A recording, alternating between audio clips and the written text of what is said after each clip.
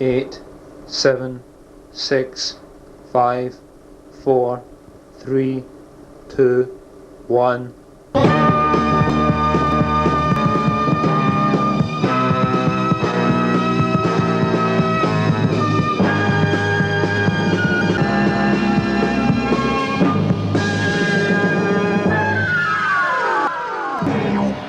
No, it's all been good fun.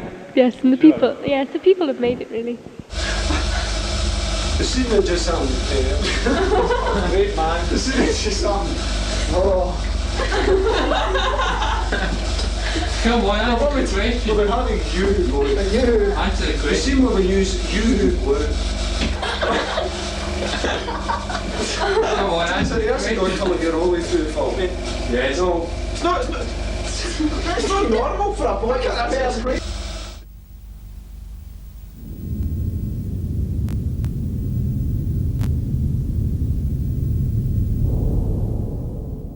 Artemis Film Unit originally set up 1981, but we could probably trace the beginnings of it before that.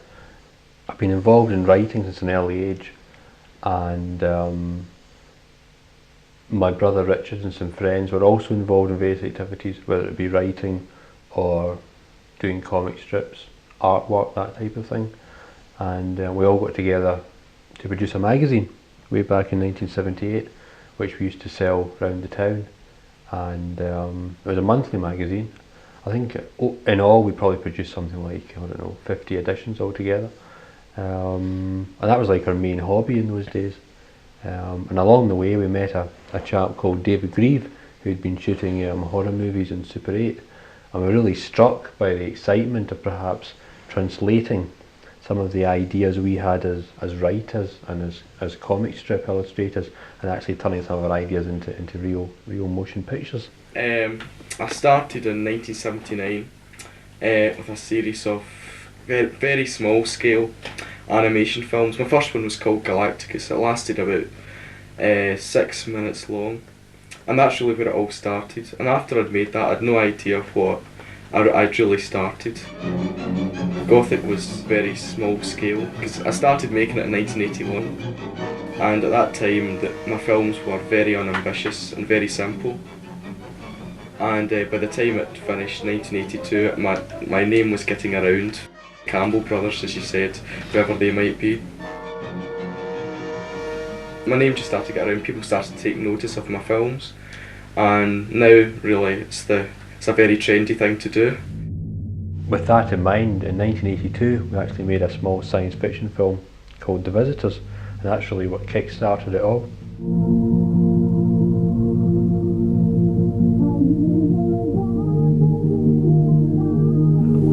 I came to 17 minutes. I was actually quite disappointed when we finished it. We worked an entire summer on it, and when it only turned out to be 17 minutes, I was quite disappointed. The storyline was so basic, so it was just basically a chase. You couldn't really develop it anymore since the hero was killed at the end of the film anyway. The very first part of the film, I was a bit disillusioned, you know. Beware. It seemed very low budget and cheap, but as the film progressed it got a lot better, you know. I was really quite chuffed at the end of it, you know, that you were, you know, you said it was as good as what you expected it to be. After I saw The Visitors I was really, you know, really keen, you know, to get into the films. Well, I was just a young lad and I was doing cartoons for that old long lamented magazine, Vulcan. Then Richard phoned me up one night and went, "Hello George, do you want a small part in a film?" I said yes, so I got the second biggest part playing somebody with a cardboard box over his head. It was really uncomfortable and I didn't like it, but apart from that it was fun. We just grabbed the camera and went out and shot it. I don't think there were any points in the film where we were really getting disillusioned. Well, the first year that came back was pretty bad, but during making the rest of the film, we didn't really have any problems. Well, the original film was very different. It mainly concerned two characters, the rescuer and the visitor, and one of them was going to beam down the top of the Tintle in what looked like a cocoon, and as this person came out of the cocoon they were going to be followed by the person called the visitor. This is going to be a very short film and lasting 3 minutes, because we decided that having seen Gothic and some of the Amiga productions, there's no way we could make a film of that length. So we thought we'd make a 3-minute film to see if we're any good at it, because we got so fed up that Sunday we spent up Tyndall, decided to completely revamp the film and turned it into a 15-minute film. Well, the basic idea came from an ABBA LP, which first I shouldn't admit, but it came from an ABBA LP called The Visitors. That's what inspired me to write the script. But the actual concept, probably a whole range of science fiction genre, ranges from Doctor Who to Star Wars. But I felt we had to have something really basic. The idea of an alien visitor to a planet being pursued by somebody else, some kind of Terminator or exterminator. I personally was satisfied with it, apart from the appalling beginning bit with the computer head, because I thought that was really cheapo. Because I thought that science fiction was just far too difficult to do, and I thought that everybody should make horror films because they were or animation films that were so simple.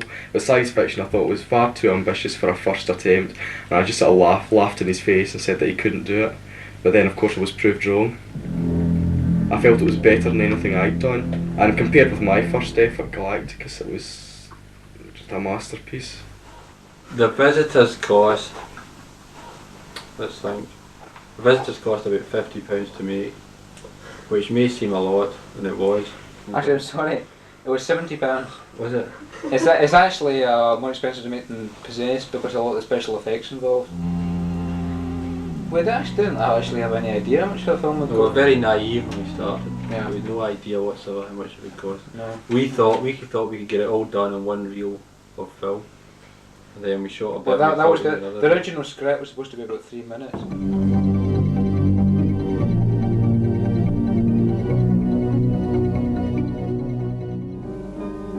As for Possessed, well, in Possessed I was really learning my style of directing, and I still like a lot of elements in Possessed which can be, a lot of things in Terminator 7 can be traced to Possessed. I think Terminator 7 owes more to Possessed than it does to other Artemis films like Millennium with the Visitors.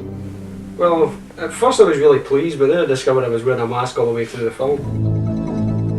And Possessed, although it is a very superior film, I'm not just saying that because I was the director, it has its faults in that the storyline is never fully explained, and the audiences are left wondering what on earth is going on. Whereas in Gothic 2, I think the plot is much more simple. Possessed is really a Richard Campbell film as far as I'm concerned. When I was directing the film, I didn't feel like a director. He could have done, after my seeing some of my horror films, as Possessed was a horror film, he could have picked me because I was essentially a horror director, but you'd have to ask the producer that. But as I was saying before, when I was directing Possessed, I didn't feel like a director, I felt more like a helper.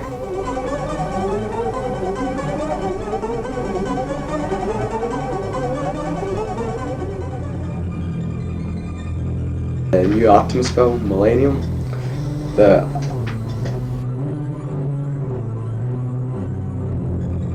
I enjoy this part because it's so different from anything that I've done. People have said the Millennium was a bit of an adventure film, and when it first came out I sort of disagreed, but now I agree in a way because it's really a quest film. And I wouldn't really say that my film was high adventure, I'd say my film's a quest film as well, Boy's Own Stuff. I was dying to I was really looking forward to the film being completed, I got thrown in the grave and set on fire. It wasn't me it was setting fire, it was some branches and bits of paper and things. It was a bit uncomfortable under those masks when I was doing my wee extra bits, playing the Supreme Being, with the mask on and that. It was getting a bit hard at times, you were getting a bit fed up with it. But it was all worth it in the end, it turned out a good film.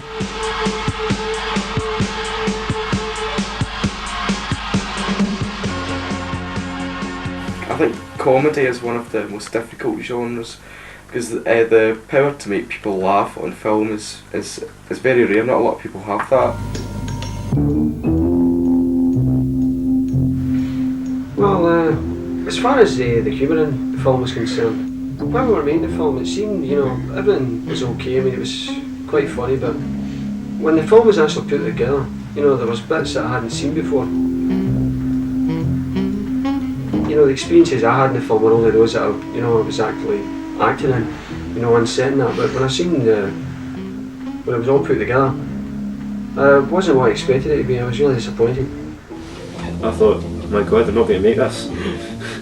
You see, originally I was getting all these parts. I was a bit like Poor Sellers. I was getting hundreds of parts in it because you couldn't find anybody else to do them. Again, and I thought, oh, I'm going to quite enjoy this. I'll get my acting ability to a fine tea, but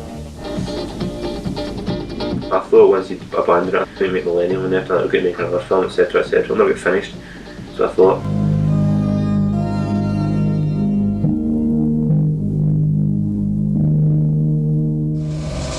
Checkmate. After over 6 months in production, Terminal 7, Artemis' latest science fiction film, is finally hit your screens. Millennium did make a big jump, and Terminal 7 wouldn't have been as good if it wasn't for Millennium. I mean, I don't know, Terminal 7 would have been as dramatic. I probably would have gone along in the kind of teenager and the masked killer type possessed thing again. It's hard to pin it down, but yes, Millennium did influence me. I wrote, I think, 2 of the scenes in The Visitors, the chase and the final battle scene. I wrote the shooting scripts for those scenes, and I was never completely satisfied with them. There was always something in them I felt that wasn't quite right, hadn't been done properly, and this was one of my main influences behind Terminal 7. I wanted to retry this kind of area of filmmaking, redo it again, but make it better and learn from all the mistakes I did make in The Visitors. The whole film isn't a remake of The Visitors, but from the aspects of these fights and chases, they were inspired by The Visitors, because I was never totally satisfied with the ones in The Visitors. Well, my first reaction was surprise. Then I was I was wondering why, the devil you'd pick me. Then I discovered that David Greaves had turned the part down, so I says, well, that's what it is. So I was really, really pleased, by that time I was getting interested in the acting, and I wanted to, have a good go at this film and see, what I could achieve. As Carsden in Terminal 7 is #1 reasonably evil character, a baddie figure, and a man who's totally and completely in control of his own destiny. He is intelligent, he is quick-witted and fast with the gun, and fully in control of what he is doing. Pop videos influence the style of some of the scenes, notably the shopping precinct chase scene with Drennan and Carsden was shot in a kind of pop video style, and so was the final scene with Carsden in the factory.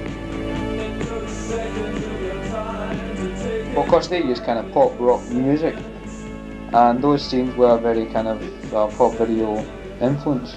Initially, the character appealed to me, but I found that the guy was a bit of a scaredy cat, all I seemed to do in the film was run all the time. I think that was one of the film's main drawbacks was the fact that, there was too many chasing scenes and running, but it seemed to be my character that was doing all the running, so obviously I'm a bit biased towards the chase scenes. Attention to detail in photography and script arrangements of shots does single out my style, yes, almost definitely. Does it work best? Well, it works best for me. Other filmmakers have produced better or just as good films using their own styles, but it's the style that works for me and the style I like. The stuff we did in East Kilbride, we had to get up about 5 in the morning. It was still good fun to do, with the workers slagging us about the dirty movies that we were making and wanting a part in the film. But it was difficult. Some of the things we did. Like the swamp was terrible. I mean, we were really soaking that day, and sometimes it was pretty miserable. But the bit with the demented Dalek was funny, because finished up the demented Dalek fell off his bike. Brian Waugh was driving the bike, Richard was filming in the back of the bike, and they crashed into a tree. I was the only eyewitness to that, so I was really chuffed about it. Could have done with a wee bit more eliminators, but the thing with most science fiction films are that the baddies are always absolutely awful shots. I mean, the goodies seem to be invincible, You know, they splatter about 30 bodies before they die. So in a way it was maybe a good thing that, you know, there weren't too many eliminators appearing in the film to increase the odds. Because the guy was supposed to be a political criminal, you know, he's not an expert. The fact that he killed one of these eliminators was quite good, you know, any more than I suppose it would have been a bit more, you know, unrealistic. My two favourite scenes are the last two, with Carsden in the Twin Arc and Carsden in the power station. Basically because of the atmosphere and tension that is built up over these two scenes, and I also think they're very well shot. I'm quite pleased with them. Yeah, that's what really strikes me about the film. The climax of the film, I'm extremely pleased with. That's what I really like about the film, the climax to it. It really builds up, and I like a film that builds up to an ending.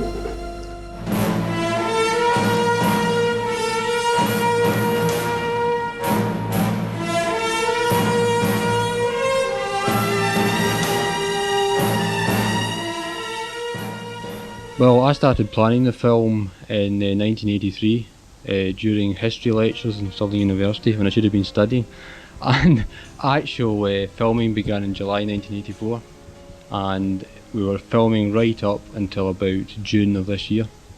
So it's been quite a marathon. This is the satanic demon. Now, can you tell us a bit about the costume, Graham, and where the inspiration for this horrendous creature came from? Yes, it is quite horrendous, isn't it?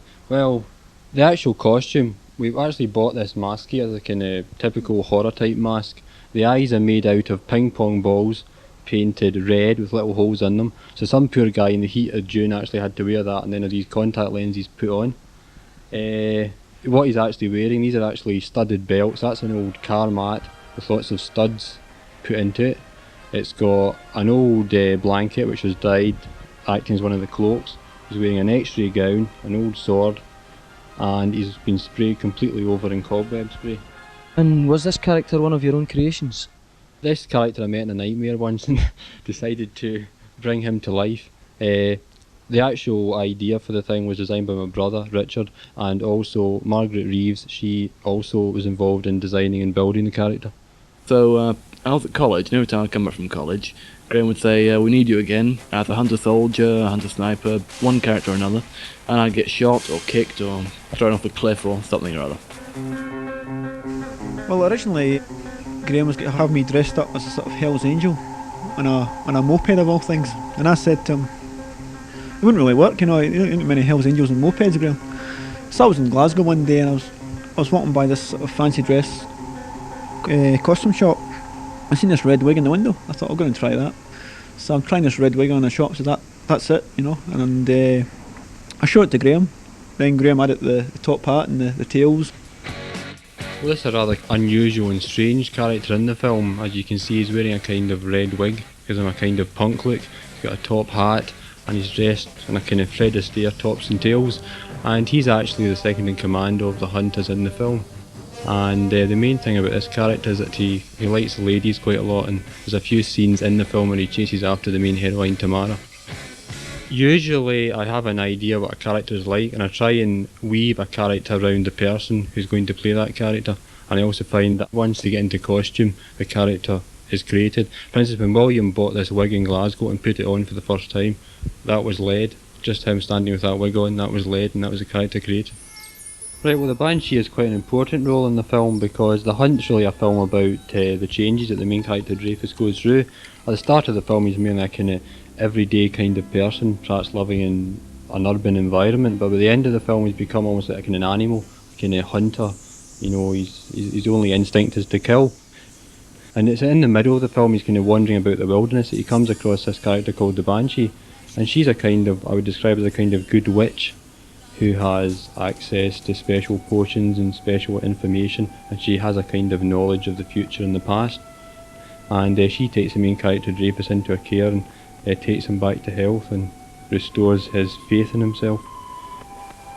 And the actual idea for the character actually really came from Helen.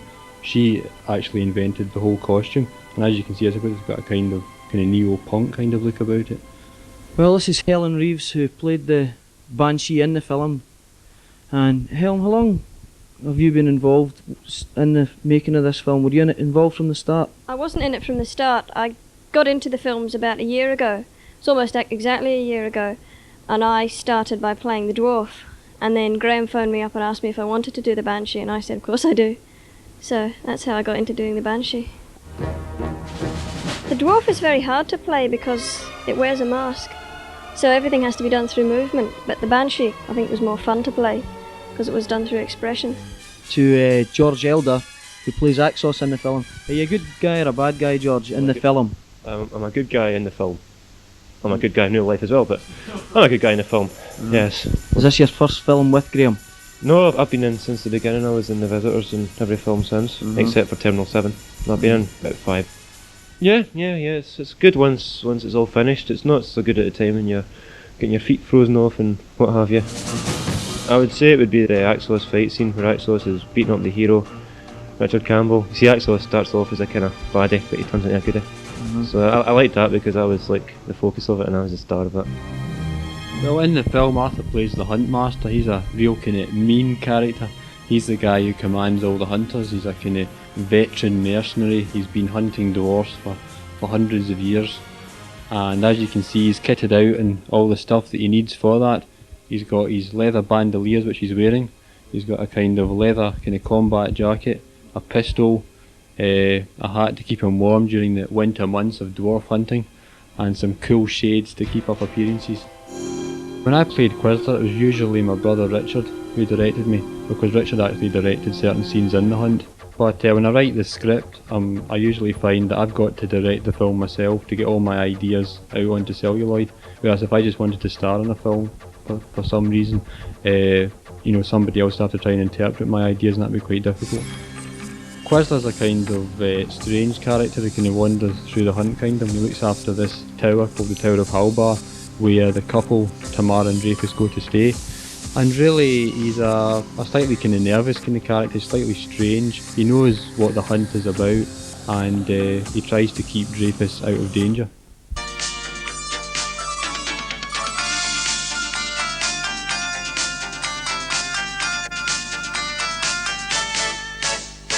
And we preview a world film premiere of a Scottish-made epic. Now, a new Scottish film which gets its world premiere tomorrow. However, it won't be the glittering occasion you might expect, because the film, a 2.5-hour adventure fantasy, has been made by amateurs and gets its first public showing in the Corn Exchange in Biggar. Fiona Ross reports. The film is called The Hunt. It's the brainchild of Graham Campbell of Lanark. There were about 30 cast and crew involved over the 2 years it took to make, all enthusiastic amateurs giving up their weekends in pursuit of art. It's about a couple who inherit a tower in the Highlands, then find themselves isolated while strange hunters try to track down and kill a mysterious dwarf.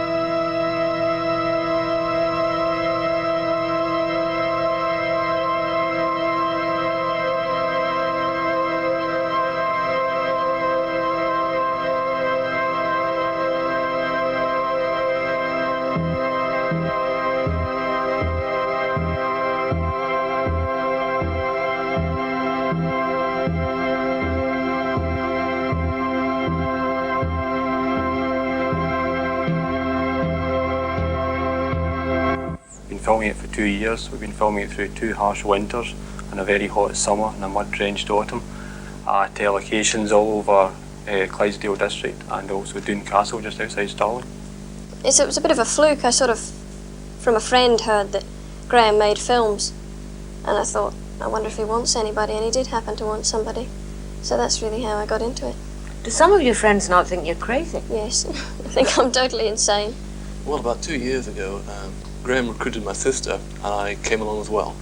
That was when The Hunt started filming, and so I've been with them ever since as an extra, stuntman and actor. Stuntman? Yes. What kind of stunts? Nothing very dangerous. I get shot a lot. I've been shot at least 16 times on the hunt, and in the finale, I'm hacked to bits with a knife. Wonderful. Tell me, is it good fun? Not at the time, but it looks very good on the film.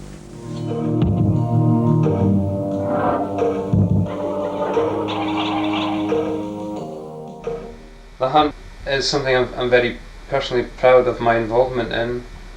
I think it's a very good film. It was very necessary in the past. We learned a lot from it.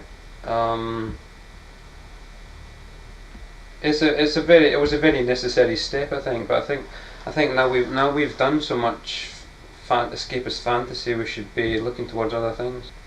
The Hunt seems marvellous to us because we're subjectively involved in it. But you have to make a film for somebody who doesn't give a damn about you. You've got to make a film, you've got to go out and make people interested in it. The film's got to draw in people, it's got to capture people's interest. And if you can't do that, you failed in one of the basic tenets of filmmaking. And in the case of The Hunt, it was too big and too unwieldy ever to be shown properly, even to ourselves. I mean, I'm a great fan of The Hunt, but even I'd skip the first 3 reels. We're not getting anywhere in the respective fields that we're all dabbling in, and as a film, it's well, Super 8's a rather dead medium, and no matter how good a film you produce in the medium, it's never going to be recognised and actually get anywhere. So I think we should actually be forgetting the idea of just making straightforward amateur films. Well, it's hard to know what to make of it, really. But I like some of the elements in it. There seem to be a few new developments there. One thing I particularly liked was the way some of the scenes moved location quickly. By no means was the scenes seen from upside down. No means were they perfect, either in a technical point of view or an acting point of view. There wasn't much real acting to be done in it because most of the camera work, as I said before, covered up by going in close and doing it from a distance shot, making the shots very quick. Well, I think there's an improvement in the film. I think it's got ahead in some ways, but I think it's being held back by the way that it's being made. It's still an amateur film being made with amateur people. The film hits in some parts, misses in others. Your focus is declining. So the simple fact is that I think the filmmaking is either standing still or in fact going backwards now.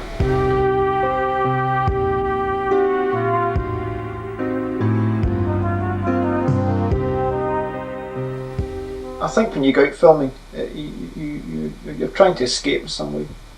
You get enough of the drudgery of everyday life during the week. I think when it comes to the weekends or whatever, when you go out to film something, you like to have a bit of escapism. Graham Campbell's 4-letter profanity, imaginatively made on 8mm film, goes down the same track with the added sophistication or confusion that you're never really sure whether you're dealing with reality or fantasy, sanity or madness.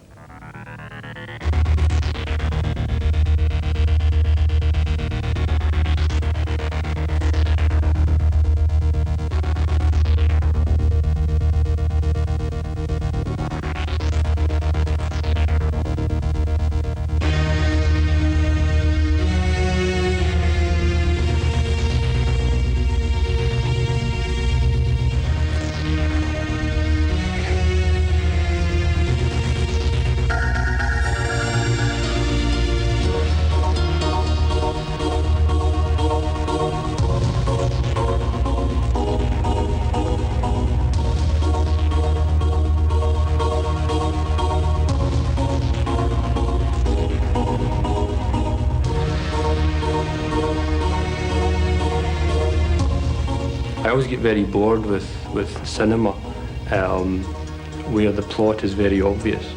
So in a film like 4-letter profanity, the audience are having to go along with the excitement and the wonder of finding out what exactly is going to happen in the next scene. And hopefully 4-letter profanity operates in that level.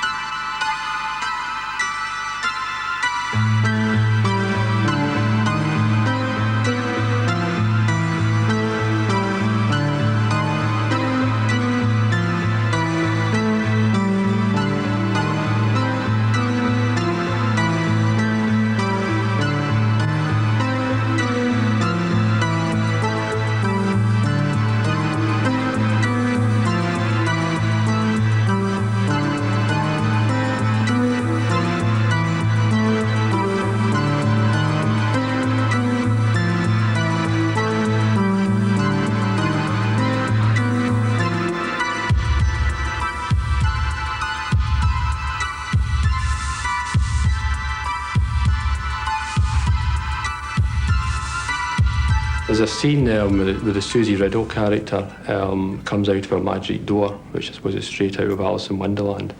And she finds herself in a very kind of apocalyptic landscape with the ruined buildings. We shot this scene in black and white, partially for those reasons. And in the landscape, she comes across a mannequin dummy, which is the man that she killed at the beginning and also the end of the film. I feel that scene represents a lot of the elements that I wanted to get across in the film.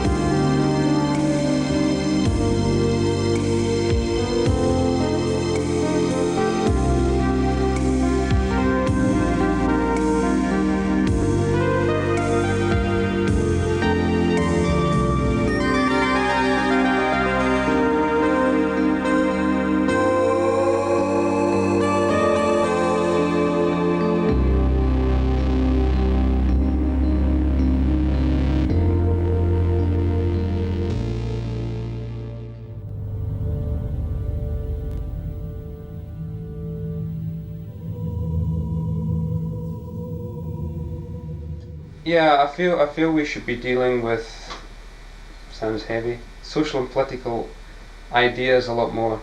Well, we haven't done in the past. I don't mean we should be making lots of serious experimental art films, but I feel we should be thinking about a lot more seriously about perhaps what's going on in the world at the moment, and try and comment on this or include it in the work in some way. Each year, Glasgow University awards the MacTaggart Prize for Film Script Development.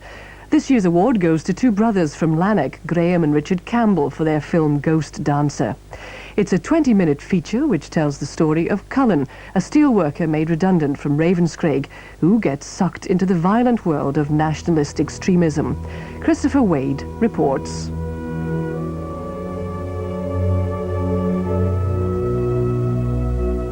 Ghost Dancer opens with Cullen alone in an abandoned steelworks, weeping. Then, embittered by the political wranglings over the closure of Ravenscraig, he spends his redundancy pay on a Ford Zodiac and a tent, and heads for the Highlands. But on the way, he picks up a hitchhiker, Doyle, who forces him to question why he's running away. So how do you feel about the closure? No better about it? Of course I'm better about it. It's not an easy thing to accept that you're surplus to requirements. We broke every record they put in front of us. Every record. Met all the targets. What did they kick us in the teeth? Oh, that doesn't make me bitter. That makes me fucking mad. Mad enough to blow their fucking brains out. Why don't you? Huh? It's easy to talk, isn't it? How many people are willing to take that next step? Doyle argues that cultures in danger of being made redundant should defend themselves with a gun. So, he says, should men in the same position. It's a choice which goes to the heart of the film for producer Graham Campbell. I think one of the central themes of Ghost Dancer is how far basically people can be pushed. What happens when communities are destroyed by factories closing down, by people being made unemployed. There was media interest in Ravenscraig when it closed for those few weeks, but what's happened since? What's happening to all those bubbling emotions of all those people who've got to live with that situation? In the final scene of the film, Cullen is faced with the opportunity to kill the steel boss who closed the works down. Graham Campbell is looking for funds to develop his ideas in a longer feature, but in the meantime, he says, Ghost Dancer could stand as a warning of what may happen if workers like Cullen continue being sacked with little respect for their dignity.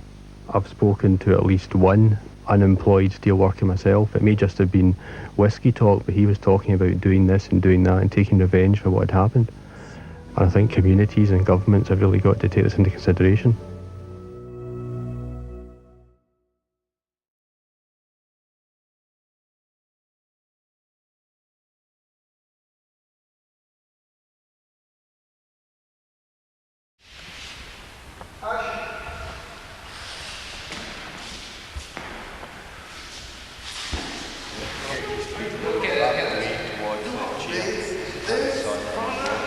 I can't do that guy filming. Right, ready?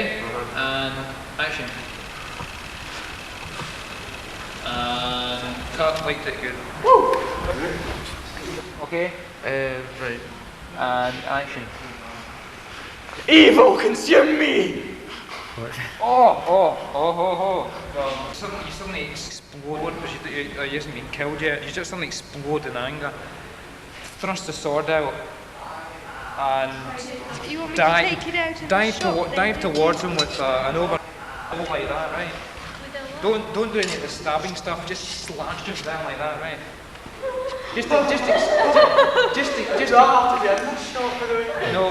Just explode and swipe out, right? You'll have to come forward when you do it as well. I've already put my gun away. George, where were you standing? Okay, and action.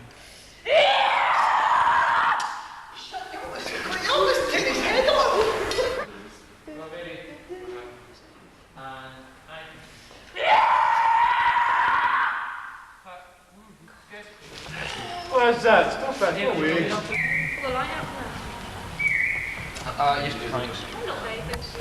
Hold on, Graham. Convulsions. Yeah. Richard, is that you finished for the day then? What do you mean?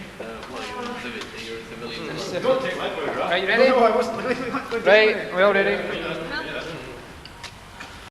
I'm quite grab. Okay, ready? Right. Okay, don't laugh. Right, ready? Right. Okay, you ready, David? Okay, 1, 2, 3, action. Jesus. Ready? And action.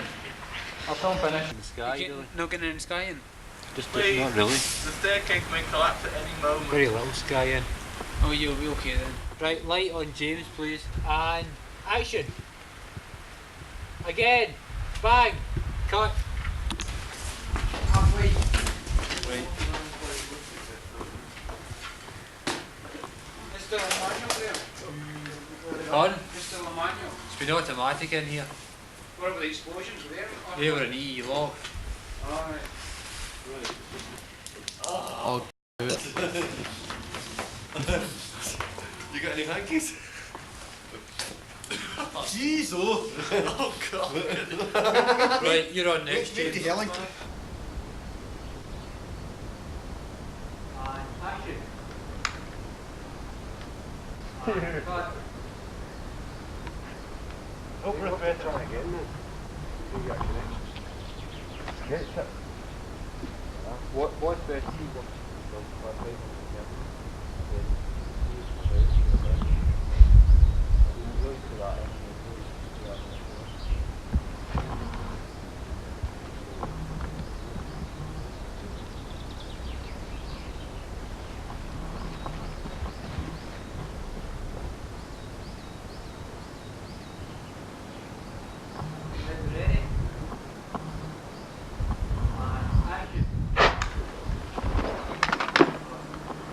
Good. Very good. Give me give up as well.